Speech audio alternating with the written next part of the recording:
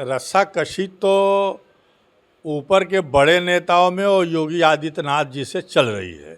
और ख़ास तौर से अमित शाह जी से। देखिए, अमित शाह की लालसा ये है कि मोदी जी जब रिटायर हो जाएं तो इस देश के प्रधानमंत्री हम बने। जैसे कि वो अन्य राज्यों में जा रहे हैं तो वहाँ अमित शाह की मीटिंग में तो उतनी भीड़ हो नहीं रही है, लेकिन योगी की मीटिंग में कुछ भीड़ हो रही है, लोग जा रहे हैं। तो इसलिए भाजपा के लोग डरे हुए हैं कि योगी आदित्यनाथ जी को ये लोग साइड लाइन करना चाहते हैं। तो हाँ, इन्होंने तो लाल कृष्ण आडवाणी को जो है किनारे कर दिया। देखिए तो भूल ही गए। हाँ, मुरली मनोहर जोशी को किनारे कर दिया। तमाम नेता हैं, तो इनको भी साइड लाइन करने में इनको कितना देर लगेगा। इसलिए ये घबराए हुए हैं कि पिछड़ा तो हमसे भाग रहा है, दलित हमसे भाग रहा है, इसलिए कोई ऐसी रणनीति लगाओ जिसके तहत जो है हम पिछड़ों को साध सकें। तो इसलिए ये केशव प्रसाद मौर्य जी को जो है ये लाना चाहेंगे। और केशव प्रसाद जी की क्या औकात है, वो स्टूल पे बिठा दिए जाते हैं। उनकी कोई, योगी जी के तो समर्थक हैं, ये कट्टर समर्थक हैं, हिंदुत्वा के मानने वाले जो है उनके समर्थक हैं। तो एक भूचाल तो आएगा। साथियों नमस्कार, मैं हूं रजनीश और आप देख रहे हैं जन आदर्श भारत। इस वक्त हम उत्तर प्रदेश में हैं, उत्तर प्रदेश के वाराणसी में हैं और वाराणसी देश की आध्यात्मिक नगरी कही जाती है। आज हम यहीं पर उपस्थित हैं और उत्तर प्रदेश की राजनीति में इस वक्त घमासान मचा हुआ है मुख्यमंत्री की कुर्सी को लेकर के। अब आप कहेंगे कि पूर्ण बहुमत की सरकार है, उत्तर प्रदेश में योगी आदित्यनाथ मुख्यमंत्री हैं, तो अब उस कुर्सी को लेकर के घमासान क्यों है? तो उस बारे में हमने बहुत सारी चर्चा की है कि मुख्यमंत्री अब योगी आदित्यनाथ नहीं रहेंगे, ऐसी चर्चा आ रही है, क्योंकि उनको गोरखपुर से लोकसभा का चुनाव लड़ाने की बात कही जा रही है। अब उत्तर प्रदेश में नए मुख्यमंत्री के रूप में केशव प्रसाद मौर्य होंगे, ऐसे कयास लगाए जा रहे हैं।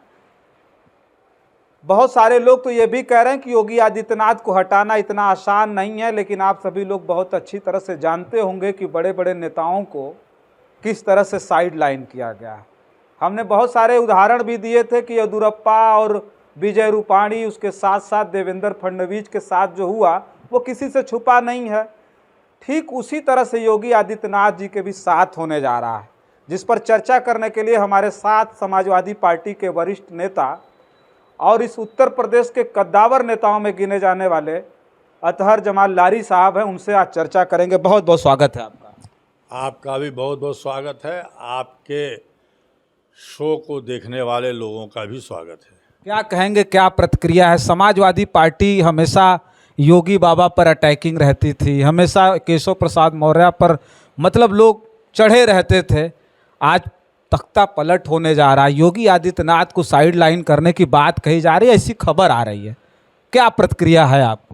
अब देखिए, खबर कितना सही कितना गलत है, लेकिन रस्साकशी तो ऊपर के बड़े नेताओं में और योगी आदित्यनाथ जी से चल रही है। और ख़ास तौर से अमित शाह जी से। और अमित शाह जी को ये डर है कि कहीं ऐसा ना हो कि योगी आदित्यनाथ जी जो है प्रधानमंत्री के दावेदार हो जाएं। और योगी आदित्यनाथ जी प्रधानमंत्री के दावेदार हो रहे हैं। उन लोगों की डिमांड है, मांग है कि योगी आदित्यनाथ जी को प्रधानमंत्री बनाया जाए। जैसे कि वो अन्य राज्यों में जा रहे हैं तो वहाँ अमित शाह की मीटिंग में तो उतनी भीड़ हो नहीं रही है, लेकिन योगी की मीटिंग में कुछ भीड़ हो रही है, लोग जा रहे हैं। तो इसलिए भाजपा के लोग डरे हुए हैं, घबराए। अमित शाह को क्या दिक्कत होगी? वो प्रधानमंत्री बन जाएंगे तो इनको क्या डर, क्या दिक्कत? देखिए, अमित शाह की लालसा ये है कि मोदी जी जब रिटायर हो जाएं तो इस देश के प्रधानमंत्री हम बने। हाँ, इसलिए वो नहीं चाहते हैं कि योगी आदित्यनाथ जी आगे बढ़ें और उनकी पॉपुलैरिटी और बढ़े।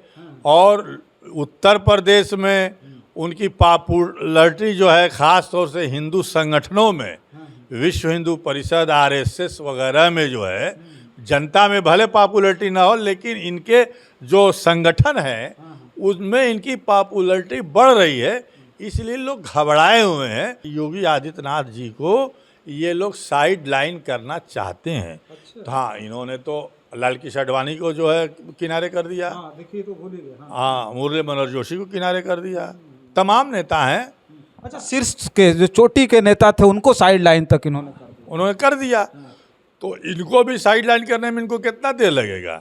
हाँ, और इनको भी हो सकता है कि उत्तर प्रदेश से हटा दें, जैसे आपने कहा कि मुख्यमंत्री पद से हटा दिया जाए और इनको जो है भेज दिया जाए गोरखपुर से लोकसभा का चुनाव लड़ने के लिए। इनके ऊपर दबाव डाला जाए कि आप जाइए लोकसभा लड़िए। तो केशव जी का आप जो बता रहे हैं, तो केशव प्रसाद मौर्य जी को जो है ये लोग इसलिए लाना चाहेंगे ना कि जो अखिलेश यादव जी ने पीडीए बना दिया है और दलित, मुस्लिम, पिछड़ा, अगड़ा, किसान सबको जो उन्होंने एक करने की मुहिम चला दी है, तो इससे भाजपा घबराई हुई है। जातिगत जनगणना से भाजपा घबराई हुई है, इनके होश ठिकाने लग गए हैं। नीतीश कुमार जी, लालू यादव जी ने जातिगत जनगणना करा दिया और उसके बाद से आरक्षण का लिमिट भी बढ़ा दिया, 75% कर दिया। इसलिए ये घबराए हुए हैं कि पिछड़ा तो हमसे भाग रहा है, दलित हमसे भाग रहा है, इसलिए कोई ऐसी रणनीति लगाओ जिसके तहत जो है हम पिछड़ों को साध सकें। तो इसलिए ये केशव प्रसाद मौर्य जी को जो है ये लाना चाहेंगे। इसके पहले भी जब केशव प्रसाद मौर्य जो है अध्यक्ष थे उत्तर प्रदेश के, तो बड़ी चर्चा चलाई गई कि केशव प्रसाद मौर्य जो है इस प्रदेश के मुख्यमंत्री बनेंगे, लेकिन केशव प्रसाद मौर्य को जो है मुख्यमंत्री नहीं बनाया गया। और इनको जो है हिंदुत्व का चेहरा, आरएसएस ने कहा कि हिंदुत्व का चेहरा चाहिए, तो हिंदुत्व का चेहरा केशव जी से बड़े हमारे योगी आदित्यनाथ जी थे, महंत थे, इसलिए उनको उत्तर प्रदेश में लाया गया। लेकिन उत्तर प्रदेश में जो कानून व्यवस्था है और जिस तरीके से पिछड़ों, दलितों, अल्पसंख्यकों के साथ जो जुल्म और ज़्यादती हो रही है, ये संभाल भी नहीं पा रहे हैं। तो इसलिए जो है इनको लोकसभा लड़ाने की कोशिश की जा सकती है, लड़ाया जा सकता है। और केशव प्रसाद मौर्य को ये जातिगत जनगणना की काट के लिए ये इनका और रिजर्वेशन इनका न बढ़े, इसकी काट के लिए केशव प्रसाद मौर्य जी को लाया जा सकता है। ध्यान भटकाने के लिए, जैसे पिछड़ों को लाकर, मतलब इनको चेहरा बना करके, मुख्यमंत्री बना करके जो अन्य पिछड़ी जातियां हैं उनका वोट जोड़ना चाहेंगे उत्तर प्रदेश। बस एक चेहरा होंगे, इनके पास पावर नहीं होगा। अच्छा, केशव जी के पास पावर? कोई पावर नहीं इनको दिया जाएगा। जो भी पावर रहेगा माननीय अमित शाह जी और माननीय प्रधानमंत्री जी के हाथ में होगा।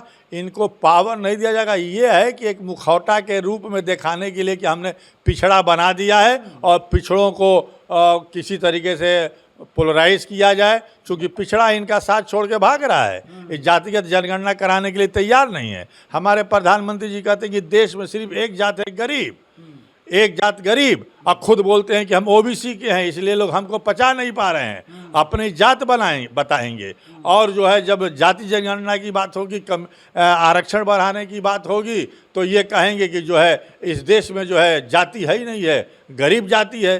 तो ये दो तरीके की लोग बात करते हैं। ये इनकी अब कलई खुल चुकी है तमाम हमारे भाजपा और एनडीए के नेताओं की, और इसलिए ये लोग परेशान हैं। 2024 लोकसभा का चुनाव कैसे जीता जाए, हिंदू मुस्लिम पोलराइजेशन करने की बहुत कोशिश की गई, राजस्थान में कोशिश किया गया। अब हमारे प्रधानमंत्री जी वहाँ पे कन्हैया की बात करते हैं, जुनैद नासिर की बात नहीं करते, जबकि वो सबके प्रधानमंत्री हैं। आप सबने हमने वोट दिया है, हम बनारस से जो है उनको जो है चुनाव जिता करके भेजे हैं, 2-2 बार से वो जीते हैं। और गैस सिलेंडर जो है कहते हैं राजस्थान में जो है 450 कर देंगे, और उत्तर प्रदेश वालों को जो है ठेंगा दिखा दे रहे हैं, यहाँ पे हम 1,500 का गैस सिलेंडर। एक बात और हम जानना चाहेंगे कि जो केशव प्रसाद मौर्य हैं, योगी आदित्यनाथ को जिस वक्त हटाया जाएगा, हटाने की कोशिश की जा रही है जैसी खबर आ रही है, अगर उनको हटाया जाएगा उस वक्त जो योगी समर्थक हैं उनमें ऐसा नहीं है कि माहौल बिगड़ेगा, वो जो है आंदोलन पर उतर आएंगे, वो बाइकाट करेंगे भारतीय जनता पार्टी का, ऐसा लगता है आपको? देखिए, अगर ये कोशिश होगी और योगी आदित्यनाथ जी को हटाने की कोशिश होगी, तो भाई योगी आदित्यनाथ जी तो निर्दल भी चुनाव जीतते रहे हैं गोरखपुर से, उनके गुरु भी जीतते रहे हैं, वो भाजपा के अलावा जो है अपना हिंदू महासभा से जो है हमेशा चुनाव जीतते रहे हैं। तो भाई योगी जी के तो समर्थक हैं, ये कट्टर समर्थक हैं, हिंदुत्वा के मानने वाले जो है उनके समर्थक हैं, तो एक भूचाल तो आएगा, लेकिन उनको मैनेज किया जाएगा। भाजपा के लोग मैनेज करेंगे, कर सकते हैं तो करेंगे, नहीं तो जहाँ तक हमें उम्मीद है लग रही है कि अगर ये भाजपा करेगी तो उसको तो नुकसान तो उठाना पड़ेगा ही पड़ेगा। और केशव प्रसाद जी की क्या औकात है, वो स्टूल पे बिठा दिए जाते हैं, उनकी कोई हैसियत नहीं, उनकी कोई बात मानी नहीं जाती। सिराथू तक हार जाते हैं।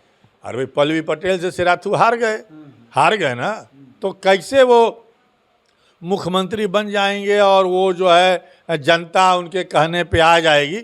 हमें तो नहीं लगता कि जो है वो कुछ कर पाएंगे, वो रबर स्टैंप होंगे। मुख्यमंत्री बनाए जाने के बाद भी कहा लगता है पिछड़ा वोट भारतीय जनता पार्टी के साथ जुड़ नहीं पाएगा। कैसे जुड़ेगा भाई?